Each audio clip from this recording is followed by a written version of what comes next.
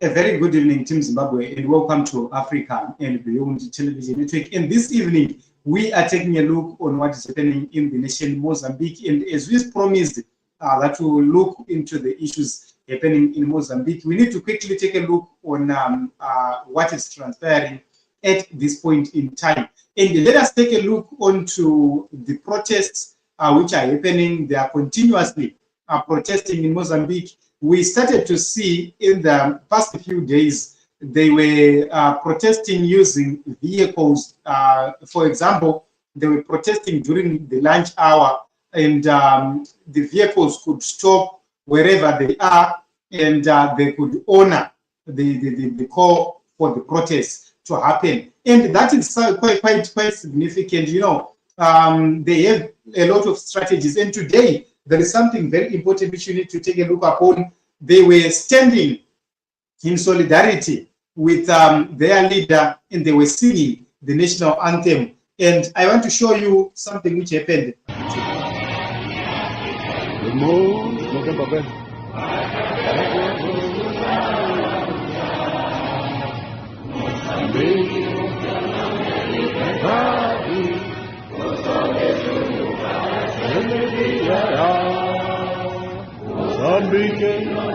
So that is a national anthem. They are singing the national anthem of Mozambique, and they are in a shop. Just imagine a situation where they have to protest in such a way. They are amazing, and they're doing amazing things right there in Mozambique. You know, this is one of the most significant protests I have seen in our lifetime. This is a very organized protest, and they are doing it, conducting it very well. This is the power of unity. This is what happens when people are together. They agreed that at a certain hour, we have to, everyone of us, we have to drop whatever we are doing and sing the national anthem. That is what was happening right there. And let us take a look onto some critical issues right now. The opposition leader in Mozambique has agreed to meet with the current president, President Nyusi, so that they talk about the political impasse in Mozambique right there. And you know, it's something very significant because they have made their demands known. And this is after the invitation which was made by President President Nyusi. And he said, let us meet on the 26th of November at the president's office so that they can talk. And the opposition leader, Mondlane, has actually accepted the invitation, but he has set some conditions to that meeting. So this is the letter or his acceptance of the meeting, which was communicated right there on the 22nd of November 2024. But it's in Portuguese, if I'm not mistaken, it's in Portuguese. So we are going to rely on a translation which was made right here by Sidia Tisungo. And one of the most important things is that he has called for the reinstatement of what they call electoral truth and justice, which means they need the truth to be told as it is about this election. Signed, thank you very much for coming. A very good evening. And Enias Kunjani, how are you? A very good evening. Thank you very much for coming as well. So if you are here, make sure that you leave a contribution, you leave a comment. It's very important. And also, before we go any further, make sure that you like this video, and that helps other people to find this live program more easily. So number two, he has actually asked for criminal and civil liability of those involved in falsifying electoral processes and documents, which means every person who committed fraud in this election, he or she must face justice, and they must be dealt with accordingly. And also, they need to make sure that they deal with the issues affecting the police, the doctors, the nurses, the judges, the prosecutors, the public service, and that is something which is very important. He says their demands must be met within 6 months from now.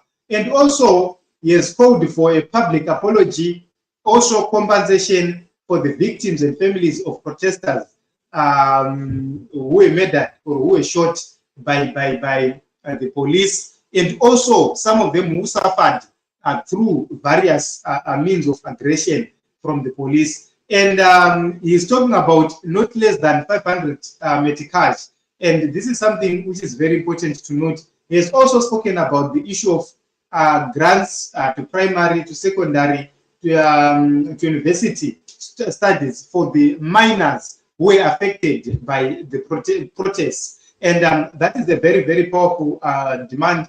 Number 5, he has demanded that public apology to the national and international press for the violation of fundamental rights that were directly restricted by government entities, such as freedom of the press and information, and constitutional and state reform. He has spoken about financial, economic, and tax reform as well. He has spoken about the reform of the electoral bodies and legislation, such as the extinction of National Commission of Elections and the STAE. So you look at what is happening.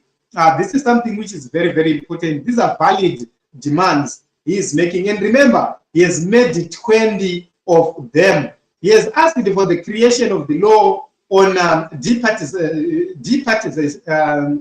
partisanship of the state and the political responsibility of elected state bodies, which means political bodies, constitutional bodies, must not be partisan. The state must be separated from politics. The state must be doing its own job and its own functions, and then let the politics be politics, the state be state, which means if you are elected into office, you no longer represent a political organization or a political party. And also, if you are from the police, the army, the judiciary, whatever state body you are from, you must not be involved in politics. And I have spoken about creation of the law on separation and interdependence of sovereign bodies. That is another issue. And he spoke about the reform of the police sector with a focus on combining the need for independence and separation of powers, as is the case of a police and investigation unit or the PGR. So look at what happened, that there is an opposition lawyer and also an opposition leader from his party who were murdered in cold blood soon after the election ended. And there is no accountability. The police is not issuing a statement on the condition of the investigations, or on the position in terms of the investigation, to say where are we on this very important issue. It's because of how there is no separation of powers in the police, and everyone else is trying by all means possible to be involved, and they are doing the bidding of those in the ruling party. So he has spoken about construction of 3 million homes for young people in 5 years. Let us take a look into this one. Creation of 500 million financing line for youth initiatives and female entrepreneurship.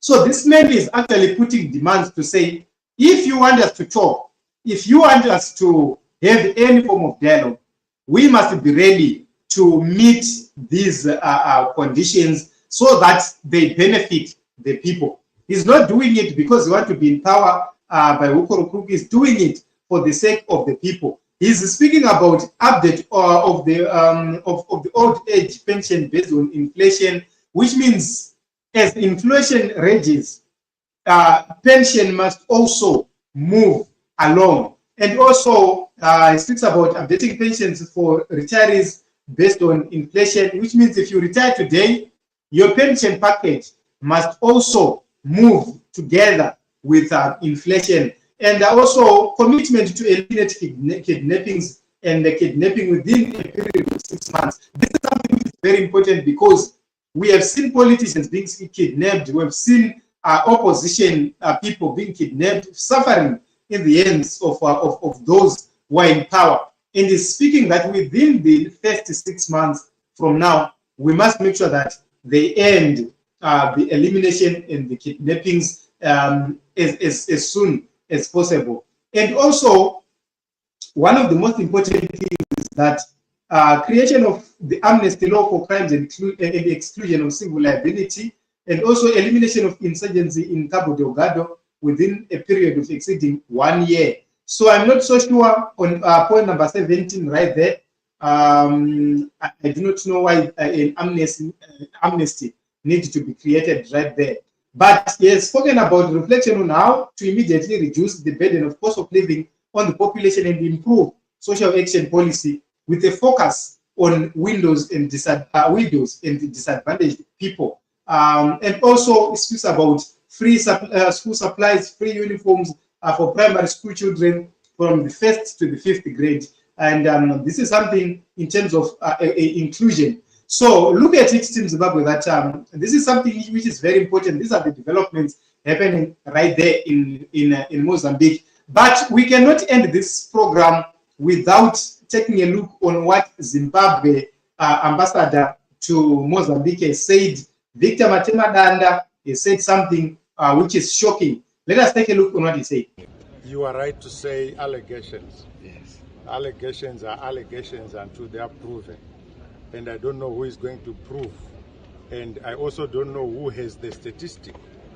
Because what we know is that everyone will agree that Zimbabwe's literacy rate is the highest in Africa.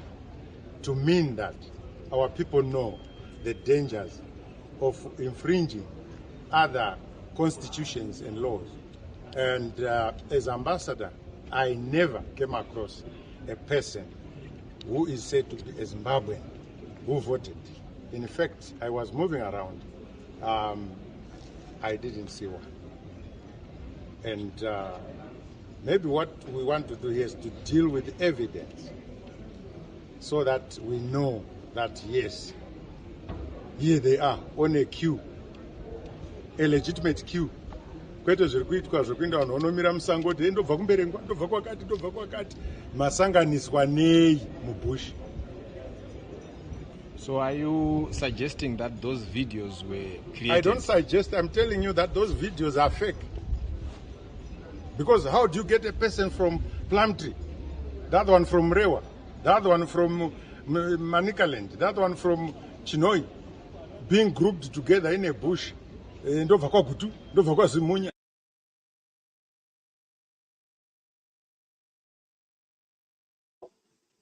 This is what Victor Matemadanda, the ambassador of Zimbabwe to Mozambique, has said regarding the allegations of interference by Zimbabweans in the last election of Mozambique. The allegations that Zimbabweans actually voted in that election. And it's something which we need to look upon very, very, very seriously, because what Matemadanda could have done is that he could have said, let the law enforcement authorities from Mozambique and from Zimbabwe investigate these allegations and deal with them.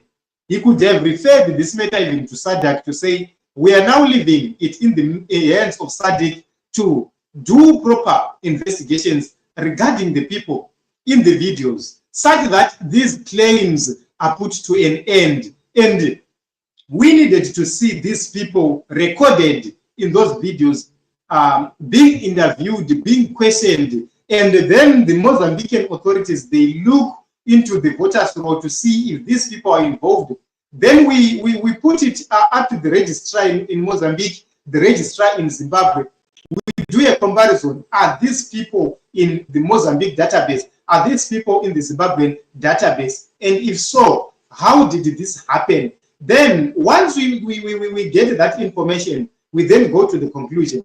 But Victor Matemadanda then preempted everything and said, dismissed these videos without ensuring that investigations have happened. So it's something else which is very important to note, that Zimbabwe is not approaching this issue in Mozambique seriously, and they're not doing the right thing. So let me take a few comments before we end this program. Sign, a very good evening. Thank you very much for coming. Enias, thank you very much for coming as well. Glod says Mozambique opposition should expose ZANU-PF for who they really are enough of craft and cunning. Yes, that is very true. We need to see these people being exposed for who they are. Thank you very much for coming. As Mangini says, thumbs up for Mondlane. Thank you very much for coming. And Gogo Mawire, thank you very much for coming. A very good evening. Ernest, thank you very much for coming as well and for the contribution.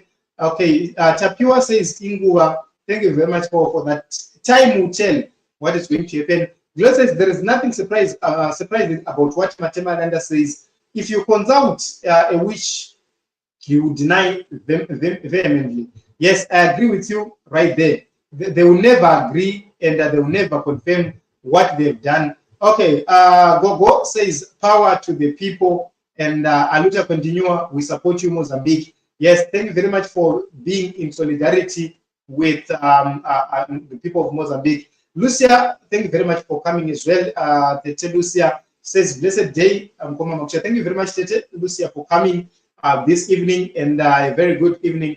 I just hope and believe that you are all well. So this is what is happening at this point in time, and we are looking at Mozambique. Very interesting moments right there in the nation of Mozambique. The opposition leader has agreed to meet with President Nyusi on the 26th, but he has given so many conditions, around 20 conditions, which he said that they must be met for him to accept dialogue.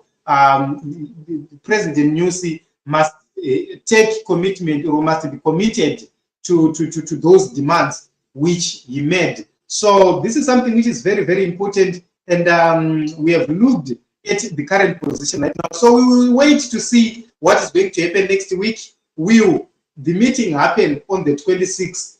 That is something else. Also, we have talked about the protests which were there today. They were singing the national anthem during the lunch hour. They were singing the national anthem everywhere. They were singing the national anthem, something which is commendable, and a very, very, very important strategy which we have seen the people of Mozambique are implementing. So I just want to thank everyone for coming tonight, and it's late, but you committed your time to be here with us. And I just want to thank you for the support you have been offering to us since January up to this day. You have been with us, and we have been together in and out talking about the issues surrounding Zimbabwe. So Team Zimbabwe, let us continue to pray for change.